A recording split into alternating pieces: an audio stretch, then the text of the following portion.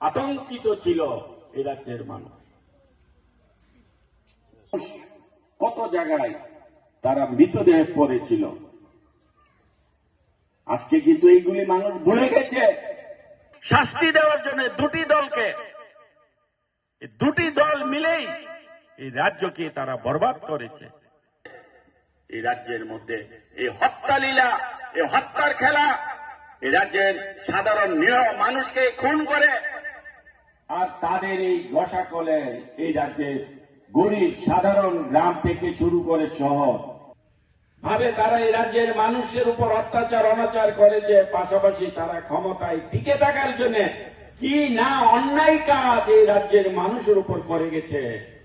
তিলে তিলে এই রাজ্যের মানুষকে কিভাবে ধ্বংস করেছে আমরা যদি ভুলে না যাই। সেই ৮০ দাঙ্গা থেকে যদি আমরা ধরি সিপিএম, সেই নৃপেন চক্রবর্তীর উস্কানিতে এই রাজ্যে ৮০ দাঙ্গা সৃষ্টি হয়েছিল। আর সেই থেকে রাজ্যের মধ্যে একটা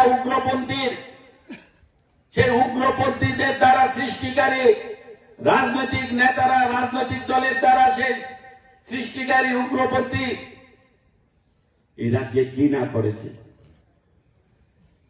মানুষ এমন একটা জায়গায় ছিল, আমরা সেটাও কিন্তু ভুলি নাই। এই কংগ্রেস সিপিএম কারোর দ্বারা এনএলএফটি, কারোর দ্বারা এটিডিএফ, তারা যখন দেখলো যে শহরের মানুষ যখন দেখছে দুটি দলের মধ্যেই শুধু সন্ত্রাস, খুন, অন্যায়, অবিচার, অনাচার, তারপর তারা পাহাড়ের মধ্যে প্রবেশ করে সেই উগ্রপন্থী বানিয়ে মানুষের উপর আবার নতুন করে অত্যাচার, অনাচার, মানুষকে ভয় দেখানো, মানুষ যেন তাদের বিরুদ্ধে যেন কথা না বলতে পারে। সেই উগ্রপন্থীর দ্বারা আমাদের কি না ক্ষয়ক্ষতি হয়েছে এই রাজ্যের মানুষের, আমরা এগুলি ভুলি নাই। ভয় যেগুলি ছিল দীর্ঘকাল দেখেছি এই সিপিএম এবং কংগ্রেসের দ্বারা, সেখান থেকে মানুষ মুক্তি পেয়েছে। তার জন্য আজ মানুষ তাদের পাশে যাচ্ছে না, তাদের সাথে তারা চলছে না। সে উগ্রপন্থীর দ্বারাই হোক, সেই রাজনৈতিক খেলার মাধ্যমেও এই রাজ্যের মানুষকে খুন করে রাজনীতি করা এই কংগ্রেস সিপিএম এর একটা তাদের পেশা ছিল।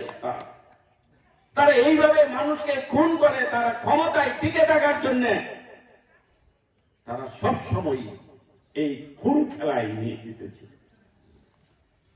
যারা সরকারি কর্মচারী তারা ভালো করে বোঝে তাদেরও জীবন কিভাবে কেটেছে। ওই সময় কখন অপহরণ হয়ে যায়, কখন কে অপহরণ হয়ে যায় সেটা কিন্তু নিশ্চিত ছিল না ওই সময়। এখানে আমরা যারা বসে আছি, কারো না কারোর সেই ঘটনা ঘটেছে, নিজের না হোক তার আত্মীয় না হোক তার প্রতিবেশী না হোক তার বন্ধু, কারো না কারোর হয়েছে। আমরা সেই পরিবারের সাথে যুক্ত অপহরণ, সেই অপহরণের পরে মোটা অঙ্কের টাকার বিনিময়ে সে কত পরিবার, বাড়ি ঘর, তার দোকান, তার সমস্ত জীবনের সম্পত্তি বিক্রি করে সে অপহরণ থেকে মুক্তি নিতে হয়েছে। আবার সেই টাকা দেওয়ার পরও সে মুক্তি পায় না।